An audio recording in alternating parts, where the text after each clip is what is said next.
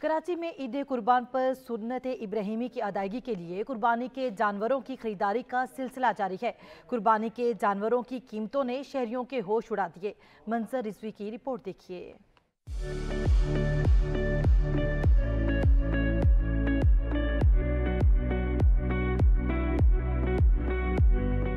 کراچی میں عید قربان کے موقع پر لوگ اپنی پسند کے مطابق قربانی کے جانور خرید رہے ہیں، لیکن جانوروں کی بڑھتی قیمتوں نے شہریوں کو مشکلات میں مبتلا کر دیا۔ شہریوں کا کہنا ہے قیمتیں اتنی زیادہ ہیں کہ قربانی کا جانور خریدنا مشکل ہو گیا۔ منڈی تو لگائی ہے، لوگ آ بھی رہے مگر ریٹ اس طرح کے ہیں نہیں۔ 2 گھنٹے مجھے ہو گئے گھومتے ہوئے، ایک جائز پیسے جو ہیں وہ 170 190 ہیں، مگر اس کے اوپر بھی دینے کو تیار نہیں ہے۔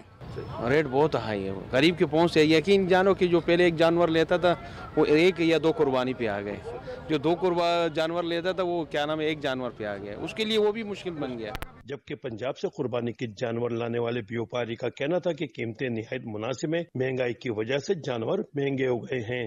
ہمارا خرچہ ہے نا جو بہت مہنگا ہے، پنجاب سے گاڑی کرواتے ہیں، ادھر سے خوراک کا توڑی ان کی لینا پڑتی ہے، ہر چیز کی قیمت بڑھتے ہیں، اس جگہ کی قیمت بھی بنی ہے۔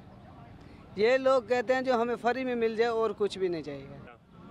ہم آئے رمیار خان سے 8 جانور لائے تھے، 1 جانور بکے اور 7 کڑے ہوئے۔